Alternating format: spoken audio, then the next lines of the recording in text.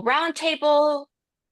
Sorry. So, no, perfect. Welcome to the April roundtable, leading a team of peers. So this is kind of the first of hopefully a series called Surge Exchange in order to kind of bring everyone in the SRBA community and have a conversations around either problems or kind of successes across the SRBA.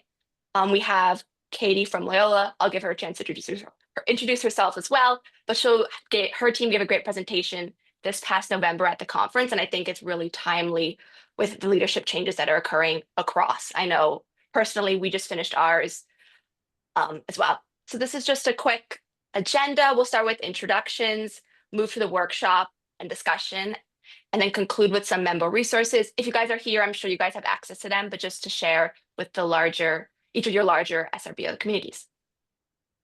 Awesome. So why don't we start with introductions? I'll stop sharing my screen.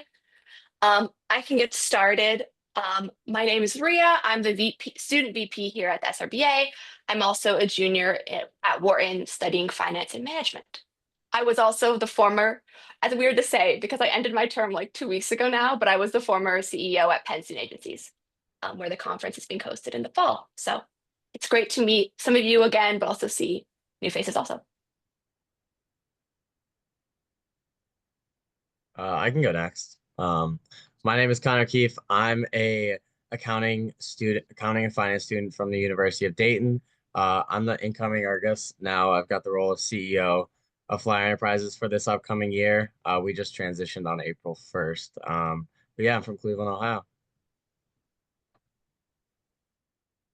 Yeah, I'm Katie. I am the outgoing CEO of Loyola Enterprises. We'll transition May 1st, so this will be kind of one of my last events at the SRBA. But I'm a political science major, and I have a concentration in marketing. And I'm James. I also go to the University of Dayton. I'm the CFO of Flyer Enterprises, and I'm an accounting and management major from Cincinnati. Nice to meet you guys.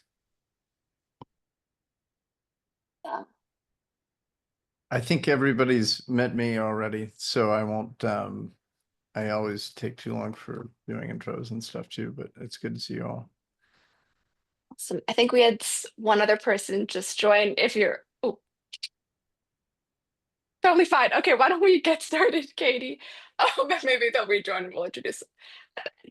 They were joining from a phone, so maybe bad connection, or they got intimidated by you guys.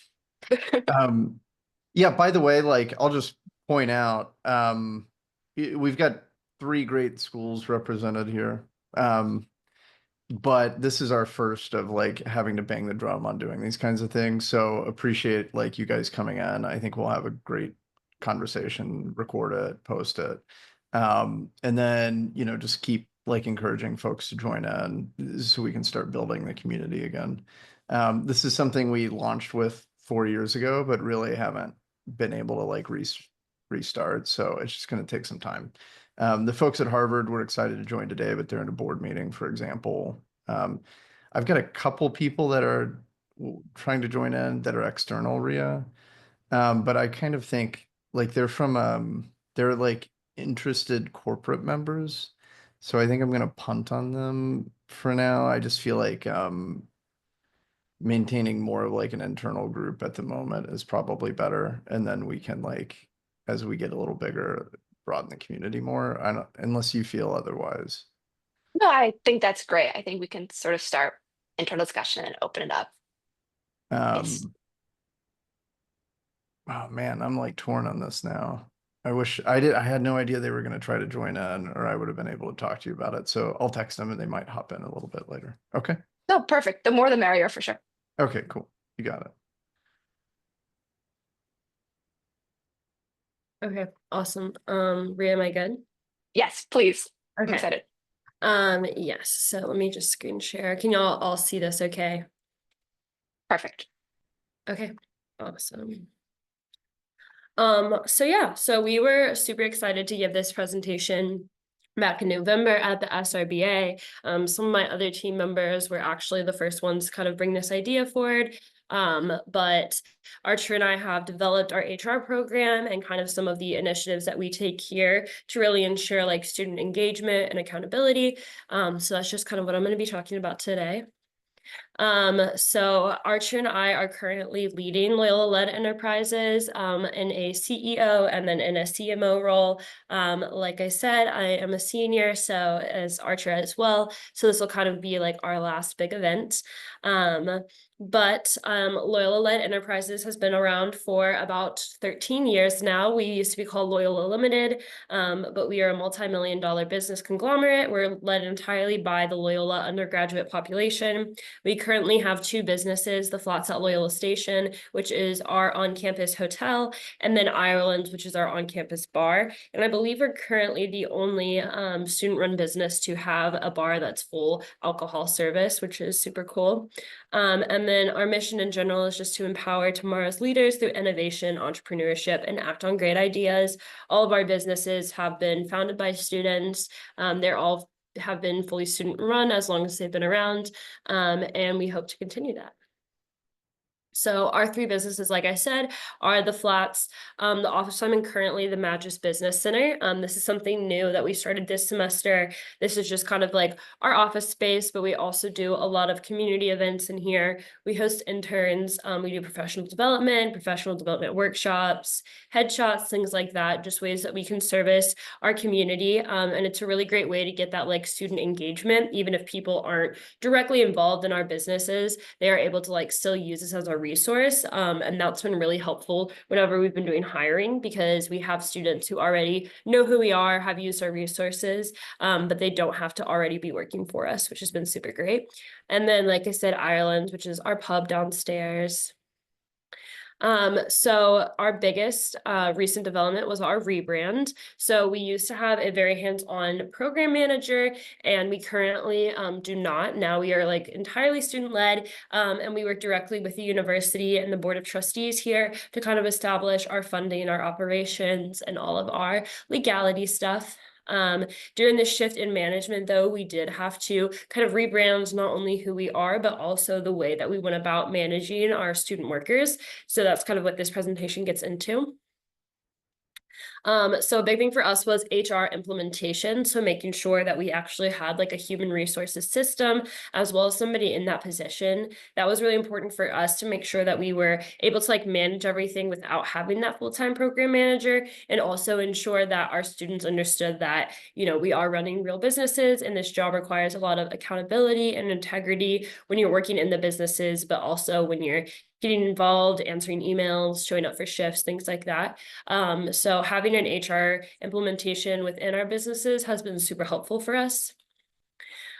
This is kind of a sneak peek of our transition. So we're going to go from having chief executive officers and chief marketing officers into having managers. So both of our two businesses will now each have two managers, and then our entire organization will be headed by 4 managers.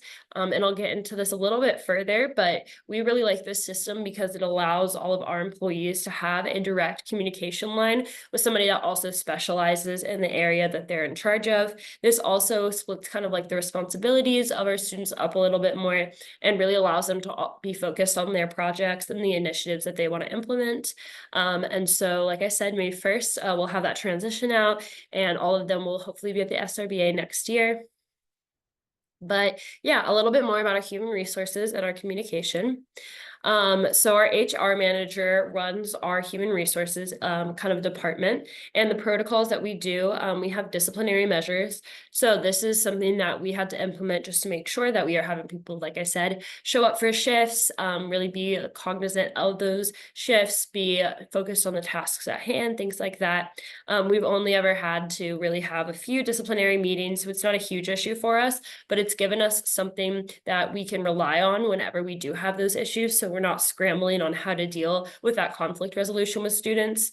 All of our students are also informed of kind of like the path that we take for disciplinary action, and that just makes sure like that internal accountability is really good, and also that they're clear what the expectation is. So we give out like a written warning, and then from there a verbal warning if it's about the same issue. We've implemented probation before, letting students take a week off. It's really important with student workers to understand that there are sometimes external factors going on. It's not always that they don't want to make the commitment or that they are not showing up because they don't care. You have to be really open to like communication and very empathetic of the student experience whenever you're managing the student employees. And so probation is an option that's been really helpful for us whenever somebody is overwhelmed and may need to take a week or two off before they can come back and work with us. And then in severe cases, we do have to terminate employees. But like I said, this hasn't really been an issue for us. And then, like I said, conflict resolution, it has to be a little bit different, especially when you're talking to peers. It can be difficult when someone is your same age or sometimes even older than you, to have these conversations. It's not very similar to a traditional workplace where there's a clear, flow of direction. And so it's really important that your employees are all aware of what this conflict resolution looks like, but then also the chain of command so that they understand who they're talking to when something goes wrong, and they're also clear on like where they're getting directions and how things are being handled up the chain of command in case there are any issues. So I would say like communication and awareness of these processes is just as important as having them in place so that your student employees are really able to be like educated and a part of your business conglomerate, not just like an effect of it.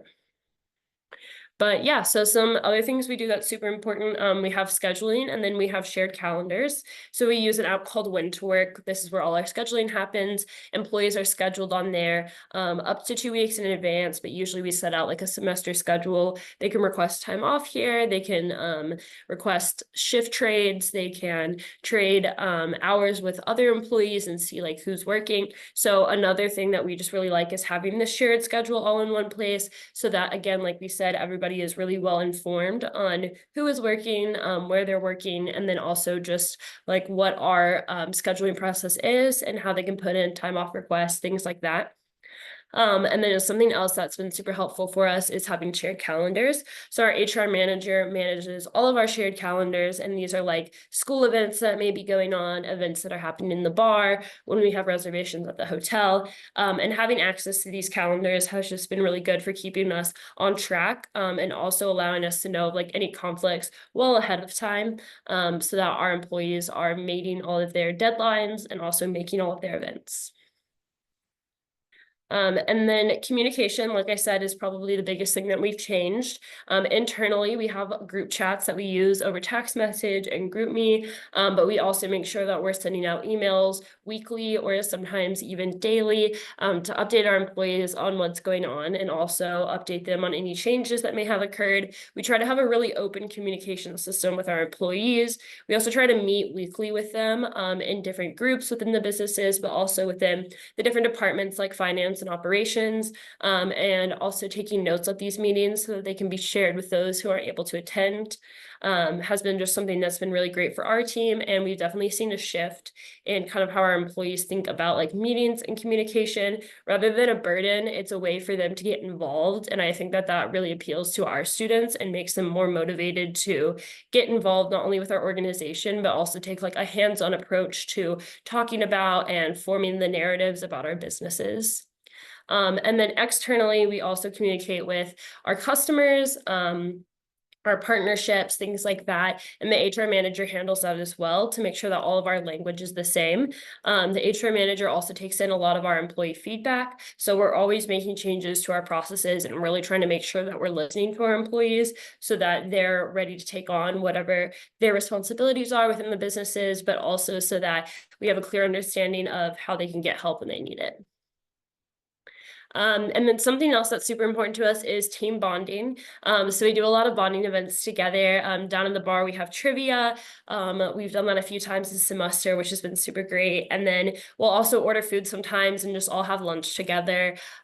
We do events around the holidays as well. And I think really just making sure that you show your employees not only are they valued, but that you care about them as a person along with being a student employee is really key. And it's just like a fun way to get together and really promote that like sense of belonging within your organization so it doesn't feel like it's just a job.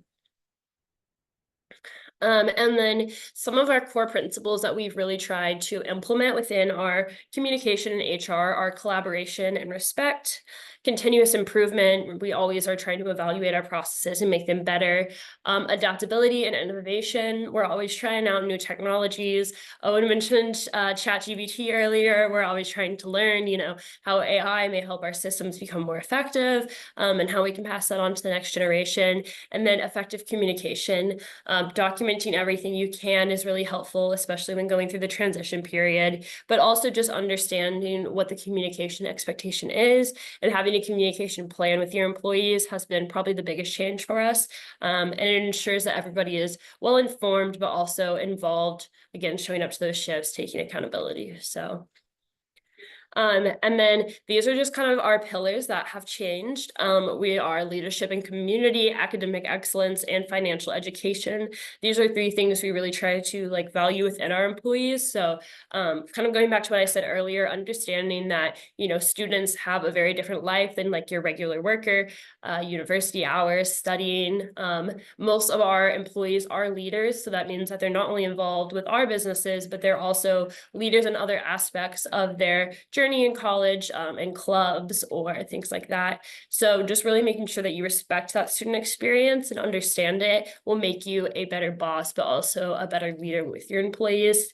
And also making sure that you are giving something back to them. There's a quid pro quo there. So they're not just getting, you're not just getting work out of them, but they're actually getting empowered through the education that you're offering them by allowing them to become involved in your businesses. But they're also being empowered by the knowledge that, they are a part of a larger organization that wants to see them succeed and give them opportunities to grow.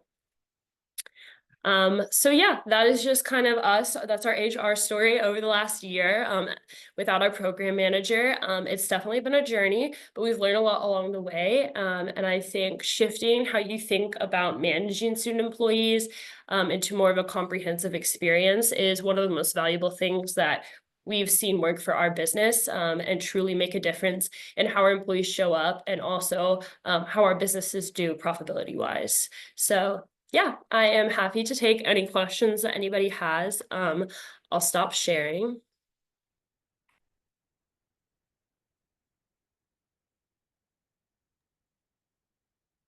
Awesome. That was so great, Katie. I think hearing we use similar processes at PSA, but it's different to see we use Sling, a scheduling app. I'm not sure, probably similar to I think you guys put when to work, which is interesting. I guess you kind of talked about it, but what's you found during your term the hardest part about leading your peers? For example, we all have a lot of switches where sophomores are freshmen are maybe the managers versus the juniors are the employees. So how do you approach that sort of challenge? Yeah, I think the biggest thing is just establishing respect. Everybody who is here has gone through interviews. We're all at the same university. We all got into the same university. And so I think having a respect for everybody and just approaching everyone with that basic respect is super important, but also mandating it. So I would never tolerate if I saw that disrespect happening in between employees. And also just, like you said, we have the same thing where we do have freshmen who are managing seniors. And that can be a little bit of a conflict sometimes with the age, and especially because we run a bar, you have some people who can do things that others can't. And so I think just making sure that everyone understands how competent the people around them are and gives them that respect, has been really good for us. Awesome. I have a question, Katie, if that's all right. Yeah, absolutely. You said your program manager no longer, was that the person that was with the university that helped you guys out? Yeah, so they were kind of our coordinator between Okay. us and the board of trustees.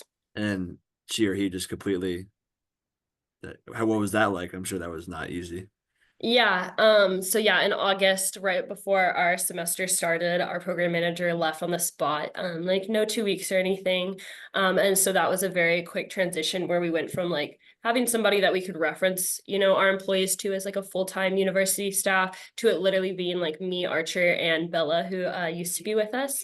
And it was crazy to say the least. But yeah, I think just having that open communication and asking questions, and then also making sure that the university was clear on what they were providing us, understanding what we're responsible for, what our profitability goals are, when we needed to show up certain places, things like that. And getting all those bases covered as quickly as possible really allowed us to turn the program around.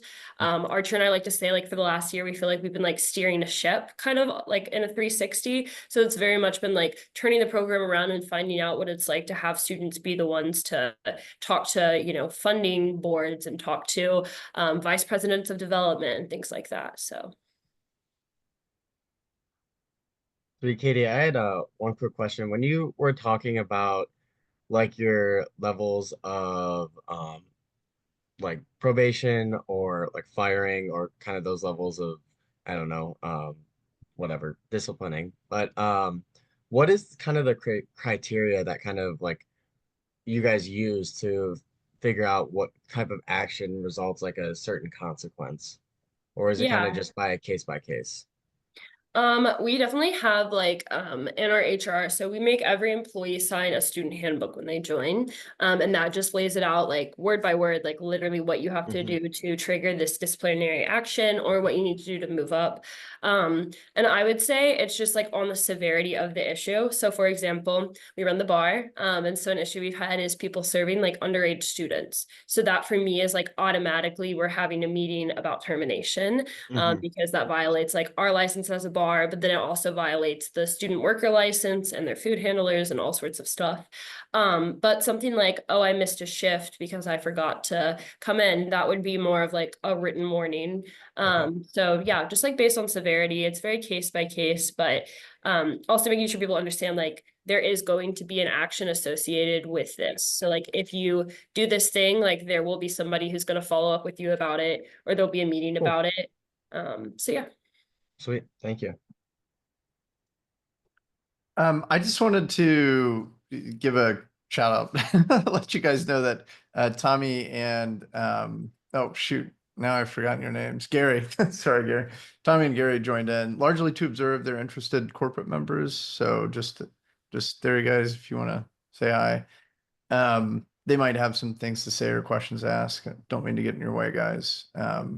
Wanted to introduce you since we did introductions earlier. Thank you. No, I'm just listening. It's amazing to hear how clear and succinct you are about what you're doing. And my background is as a business consultant for years, working with large companies like professional sports teams, insurance, business, Facebook, franchises. Now we're building a national insurance agency, which Owen and I are speaking about now. But I'm just listening to fly on the wall, and I'm loving hearing what you guys are doing.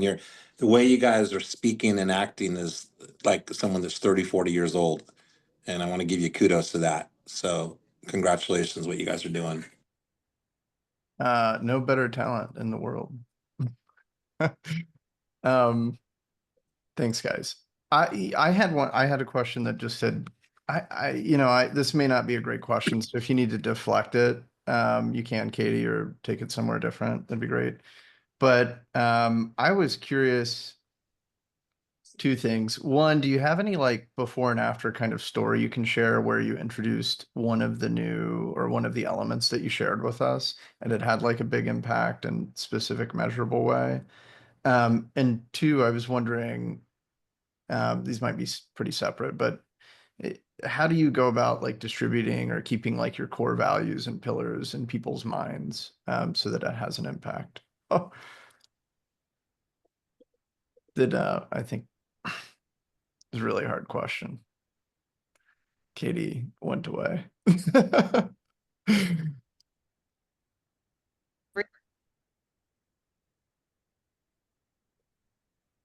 You're back. I'm back. It always seems to happen when I'm talking to you, Owen. Our university Wi-Fi sometimes shorts out. So it's happened a lot of times Owen and I have talks for some reason, but I am back. My apologies. No problem. I think you heard the first part of my question, and the second one was just like, how do you go about distributing or keeping the values and pillars in people's minds in a way where you're seeing like a positive impact?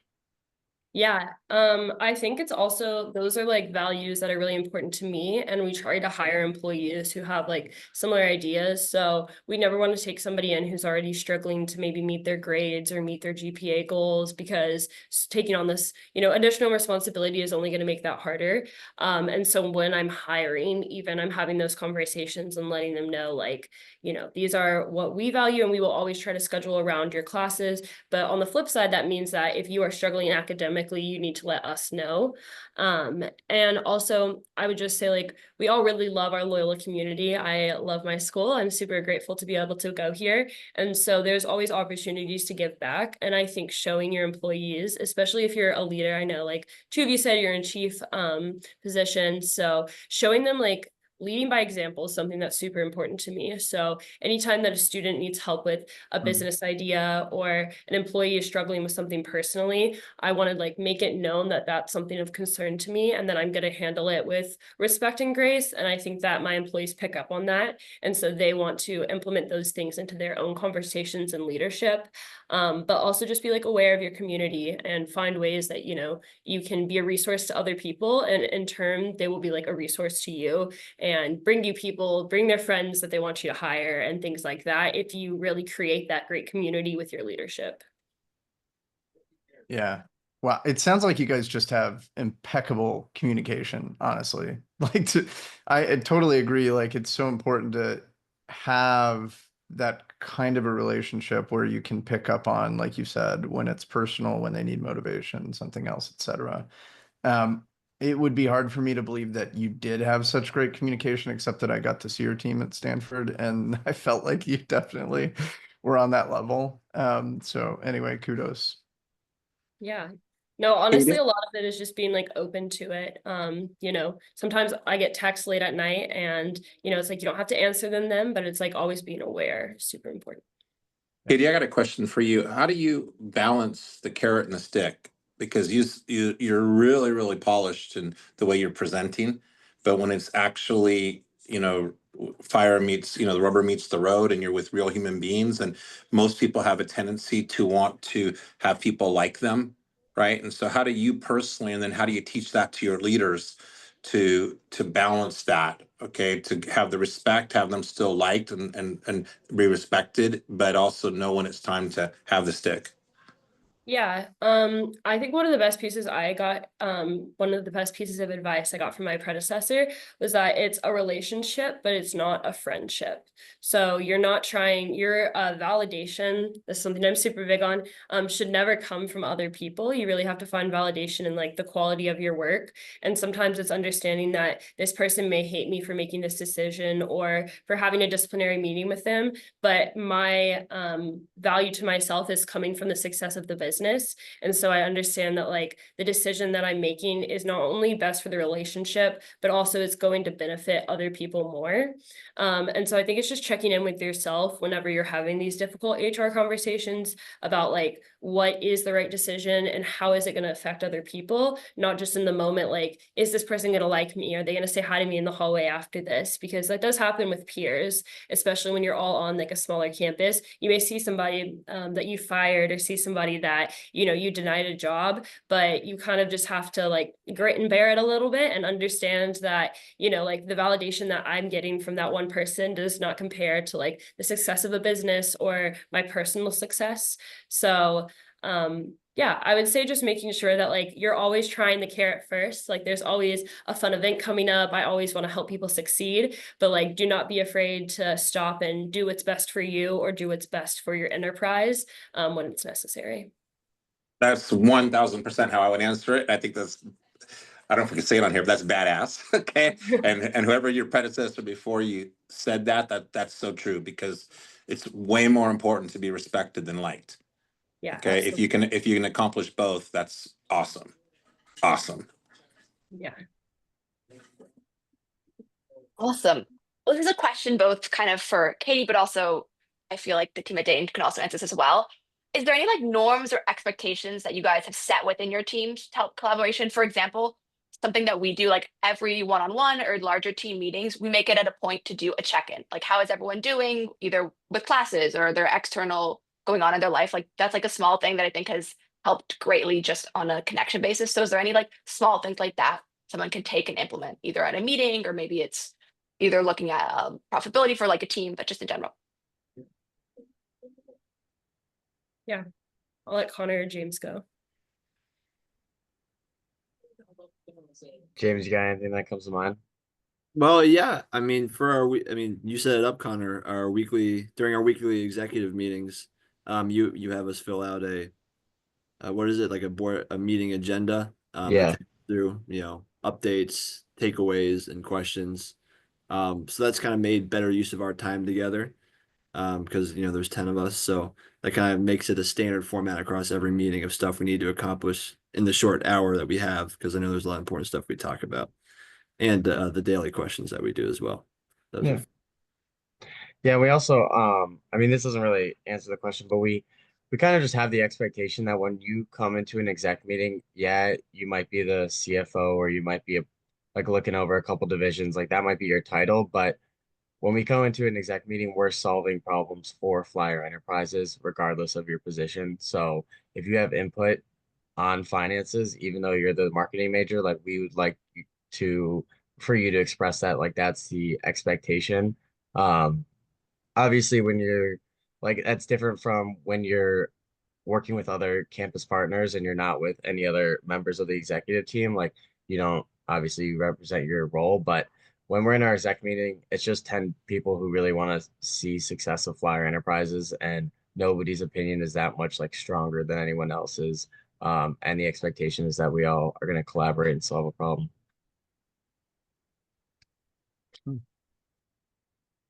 Yeah, that's awesome. I would say like very much the same thing. Just like always listening. Like you never know who is gonna have like this crazy great idea that could start a new profitable business, or this new take on something. I always like to get like as many people to look at my presentations or to look at my work or our financial plan as possible to get like the most amount of, ideas and comments and things like that. And like being a student, I think just having like that respect that it may be like the entry level freshman who gives you this like crazy piece of financial advice, but like if you're not listening and you're not willing to like have that communication, you may miss out on so much. How have I have a question. How have you handled like so both of you are pointing out the benefits of collecting a lot of input, but I have experienced the challenge of, trying to integrate everybody's feedback, and it's slowing down decision making and things like that. How do you handle that issue or think about that kind of problem? Yeah, I would say like a big thing is just like understanding you don't have to like take everybody's feedback. Like I will always listen to your advice and I will always take advice, but that doesn't mean that I'm going to implement it. And there are, I think, also keeping opportunities open. If you want to step up into my role next year and you want to do that, like that's absolutely okay. But just giving people that outlet, like you can absolutely put the information out there, but being okay with, like I said, saying no and not being, the most liked all the time, even when it's hard, will definitely keep you on track to like achieve your goal without letting it get muddled up by other people's ideas.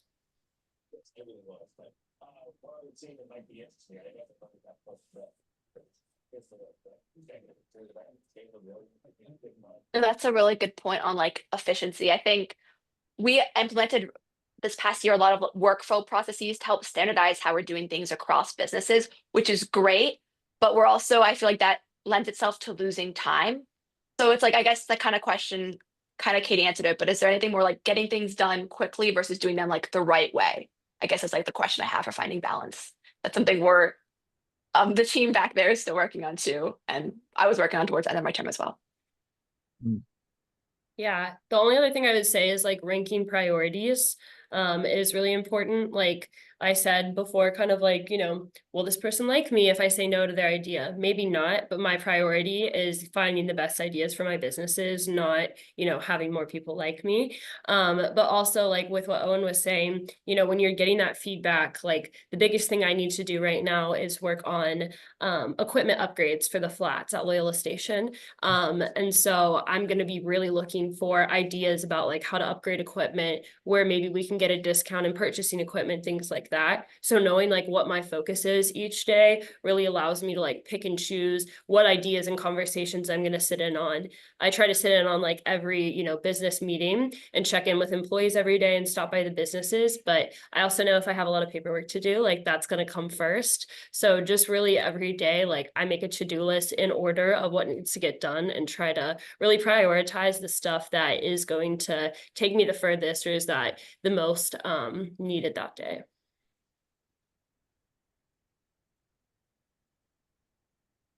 I think that's a great way to think about it. Priorities first. Yeah, I totally. Oh, mhm. just that on that, I was just gonna reiterate everything she said. Just making sure that we know what when we go in every day, every week, every month, what our highest like goals are, what our expectations are. Kind of just leads us through, guides us through like all our conversations that we have to make sure that we're headed on the right path. Like one thing I'm working on right now is like strategic planning for the next 5, 6, 7 years for FE to make sure that we kind of have an overarching idea of where we want to go. So like when we face those day-to-day problems, we can kind of take a look at like wh how is this going to impact us? How does this get us towards those goals that we've established? Even if they're not goals for the next week, if they're goals for the next year, like make sure that we're always taking like that little bit of progress. Um, gosh, Rhea, I struggle not to talk, so you can pull me out. No, please go ahead. Question that hits me too. Well, I'm curious, like what problems, including Rhea, I guess, but like, what are some of the challenges that you guys have encountered over the last year or are dealing with right now that you're trying to get right? By the way, I think like working on that strategic plan is really cool and unique. You don't get to do that super often. That's an interesting topic. But yeah, I'm just like I'm wondering, the presentation was great. I'm wondering where it like is hitting home the most or where this topic is like the most prescient for you guys. Yeah, I can start. So I did have to remove someone from their position this year, who was at the head of one of our businesses. So a very large position, a lot of responsibilities. And for us, like security and safety of students is one of our number one concerns as well, especially running like a hotel where you're getting guests off the internet, and it's off campus technically, so you're not right there with all of those resources that a university usually has. And so for me, it was like for the first time having to, list out to someone like what they had done incorrectly and not feel like I was just bashing them and ruining their day. But like I said, it was like the list of priorities. They had like some security issues at one of the businesses and had let some people in that like maybe weren't supposed to be there. And so something that was just like really important to me was that other people felt unsafe because of a result of like that person's actions. So for me, that was like immediate escalation to a conversation. And then, really evaluating that conversation to see like, is there accountability here? Is there concern for other people's welfare? Is there motivation to do better? Like really thinking about how this conversation was going to change the course of that person's actions. And ultimately, I decided that, even that conversation and the disciplinary measures we were taking weren't going to change the course of those actions.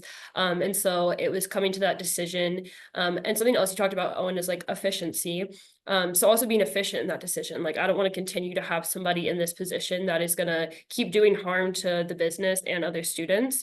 And so also not, dancing around the decision and just being very direct that, this, and this happened in this order. Here was who it affected and how it affected our businesses. And this is why I've like come to that decision. So managing employees is hard and you do have to make those like difficult decisions sometimes, but I think it's better to make a decision quickly and efficiently than to sit around and really ponder to the last second if it's going to be the best decision ever or if it's going to be the right thing in the exact moment. It's about like what happened and how you can change it and how you can change it quickly so it doesn't happen again.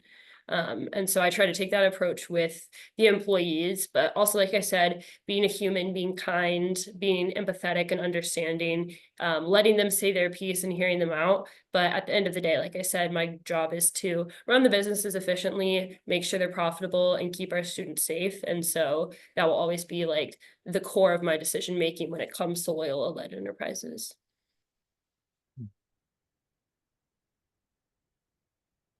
That's a great example for sure. Super tough. And it sounds like I was thinking the same thing in my head, like, wow, this is complicated, but what do they say? Hire slowly, fire fast. It's important to, I've several times had people that I knew because well, when I was running one of the student businesses, the students were saying, hey, this person's not good news. And when you take too long to act on it, then it starts to degrade everyone's performance. And it just, yeah. So it's super important to be efficient, like you said. What about you guys at Dayton? Yeah, one of the biggest problems I faced so far this year wasn't as much operational, but it was more about when I got into the role of CEO and also when we chose our executive team. Obviously right now in higher ed, we're all, or I find that everyone's facing the same problem as enrollments going down or enrollments projected to go down. So we've got less people on campus, less money going around on campus. So with that, we have to cut costs. One of the biggest spots to cut costs would be labor, specifically our corporate and our management level. So kind of balancing that decision between making people have that experience, like yes, they're getting a job, they're getting paid, but also the experience that you get from running a student-run business is very advantageous on the resume. And you don't want to limit someone's ability to do that, but you're also running a company and you need to cut costs and you need to cut some roles. So how do you make that decision? Where do you like draw the line between the experience and making sure the company's profitable? So that was definitely one of the bigger decisions, problems, questions I had over the past couple of months, and it was difficult trying to trying to make that decision, but we're we made some progress, and there's still more to be made, but that's definitely a big area of concern this year. Definitely. I agree with everything that's been said. Last year, I mean, this is kind of the exact same idea that Katie was talking about, but last year I served as a manager of one of our divisions, and there are situations, I mean, nothing as serious as a hotel. We just serve bagels, but you have to have a balance because we all work together and we hang out together outside of work, and you want to become everyone's friend. But you have to keep that balance. So when it is time to get serious, they respect you. And I think just the biggest part is stay open and honest at all times. If you set that expectation clearly right up front, they know where you're coming from. And so you can goof off and have fun whenever you need to, but when it's time to get serious, and disciplinary things happen, um, that's easy to take care of. But one other thing I wanted to mention, and Connor, this is kind of Connor's idea of doing the strategic planning is I'm sure you guys deal with this. We're college students, so we're gone. Like I'm only in this position 1 year, Connor's only in the position 1 year, and we have all these great ideas, but only like 6 actual months to implement them.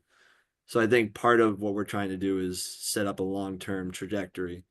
So the next team doesn't come in and wipe out everything we were trying to do and start in a whole new way. And especially in my experience, I have to do a lot of technical stuff with the university. It's a lot of training. So I feel bad for my counterpart at the university because she has to teach me all these things and she'll have to just teach another kid next year. So that's definitely a challenge I think I'm sure we all face.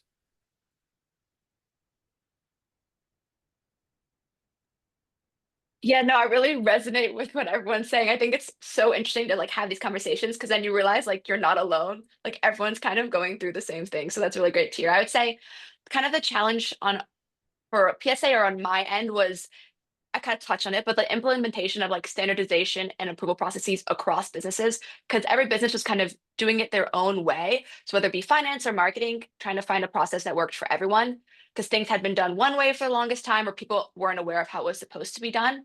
And there was a large hesitancy to adopt these because people have been doing it for maybe a year, even two at this point. So it came down to like taking input, making adjustments, and now it like works better for all teams where whatever you're doing should become a habit and people aren't thinking twice about what they're doing. It's something that they find the easiest. A value that we had starting my term and something that we continue is continuous improvement. So I would say like nothing's ever perfect. It's just as long as we've made progress from like A to B, that's what really matters. Awesome. This is just like kind of one quick question before we kind of close out the discussion, but Katie talked about recruitment or presentation. So I'd love to know how each of you joined your specific student-run businesses. Like how did you find Fire or Loyola? Yeah, so Loyola, when it was Loyola Limited, we owned about 5 businesses at one point, and one of them was a bike shop on campus. As you can imagine, like biking in Chicago is a very limited season. There's probably only about 3 months out of the year that people like bike every day. So the profitability on that business was very low. But at the time, I had just come across the job posting, and I think I mentioned I have a concentration in marketing. So it was a role to market the bike shop.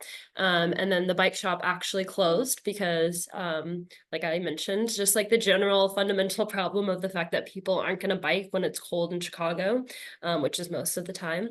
So at that point, I joined the hotel's marketing team and I worked there for a few months. And then I was offered to move up into president and then into CEO. So that's kind of my journey. I feel like I had a lot of people reach out to me. I think that's super important and like say like, hey, I think you would be good in this role. And so I really tried to do that too as a leader, like recognize those people who are, ready to take on more responsibility or are like the superstars of the business, and encourage them, to stay with it. And that makes our recruiting so much easier because we just have like kind of a bank of people who we know are like going to be great in these leadership roles.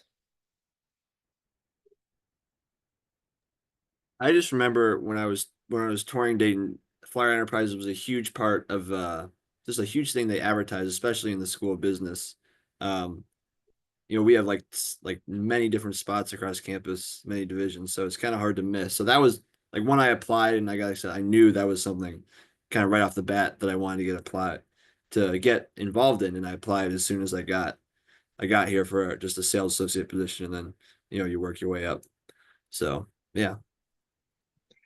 Yeah, and just piggybacking off that, adding to what James said, in FE, like 99% of the time, you apply to be a sales associate at one of our 11 like brick and mortar locations or 8 brick and mortar locations. And you work as a associate, you have 2 or 3 shifts. And then from there, every March, you have the ability to apply for management. There's like I think we have 270 sales associates and then 35 management positions. And then from there, from the management level, you can apply to the executive team, which is 10 executives. That following year, if you want, people will join and stay sales associates from freshman to senior year, which is great. People will join at the or get to the management level, and then that'll be it. Or some people continue on to exec. So it's a long interview process at each step, but that's kind of how you can get to these certain roles. But everyone starts at the same spot, which is really cool. Awesome. I can quickly share. I found a PSA through Williams Cafe. So that's our cafe located on campus. I was a frequent goer and we also sell bagels. Love them. Frequent goer and then found a leadership position, vice president of sales and revenue. And then Katie talked about it, but the CEO, my predecessor at the time, ended up reaching out to me during the leadership transition process. It's like, hey, like if it's something you'd be interested in, like you should apply for. And that gave me the confidence to actually do it. Because otherwise I've been like, oh, I don't know if I can really see myself. Am I qualified? But I think that's really important. So awesome. I'm going to quickly share my screen again. Can I just share one thing Of super course. quick, Ria? Connor, just something for you to think about. I love the idea of the strategic planning. I think that's interesting. Maybe if you're interested, I can share the one that we finished for SRBA. And then I wanted to note, I met with Sunil from Georgetown, the Corp, yesterday, and they're working on introducing an app to like improve their coffee shop operations. Okay. And I don't know, that might be useful for you when you're Yeah. dealing with the whole, yeah. So I would Yeah, encourage that'd you be to reach great. out to them. I can connect you. Yeah, that'd be awesome. And I'd love to see the strategic planning. For the strategic planning piece too, I would recommend checking out, I'll publish it, send you a link, but we did the Okay. interview with Seth Godin and he just Oh, wrote a cool. book, This is Strategy. And that interview is actually pretty good because he weighs in on like the strategy and design of student-run business programs in general. Awesome. So, Well done. all right, sorry. Thanks, Great. Rhea. I had to make the plugs. No, that app is real, but I didn't know that they were working on that. That app would be so interesting because I think that's something that we floated at PSA too, like mobile ordering. But Yeah. okay, perfect. Struggling with screen sharing. Okay, here we go.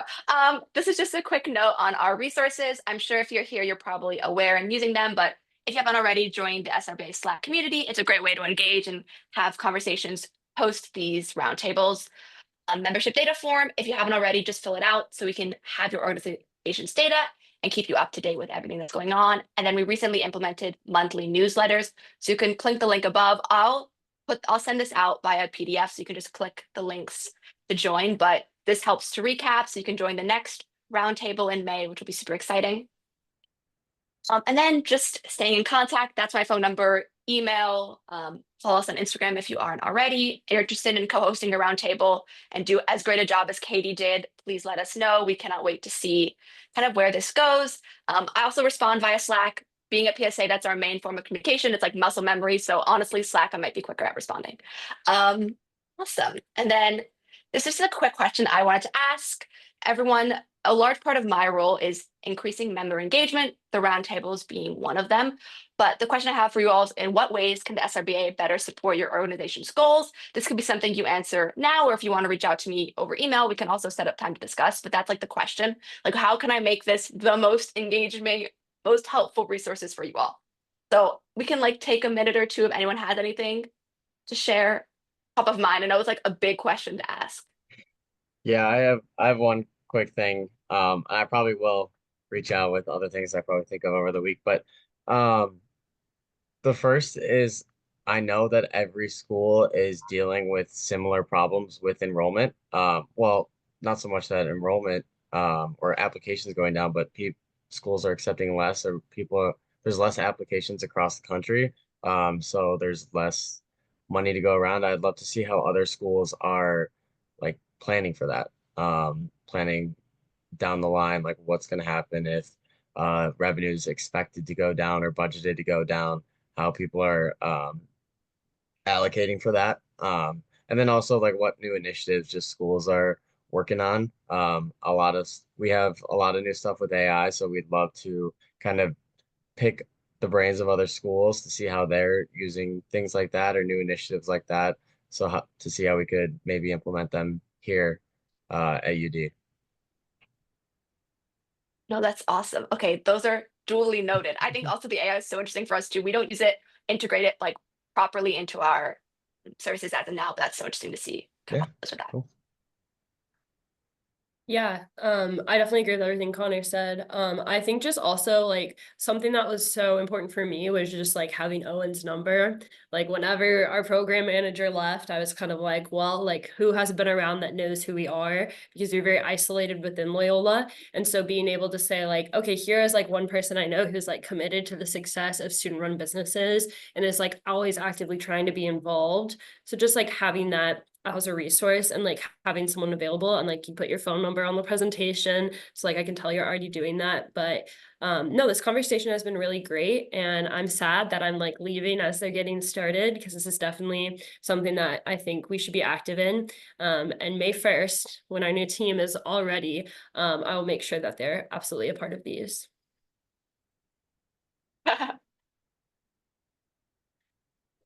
Amazing.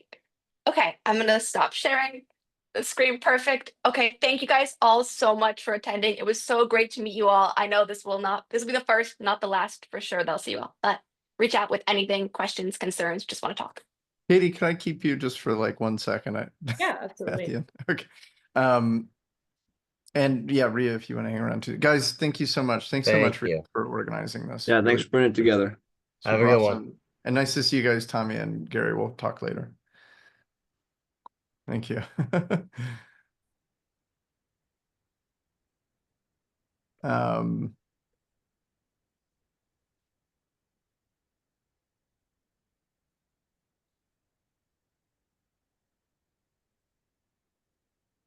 I removed them. I wasn't sure if you like wanted me. I wasn't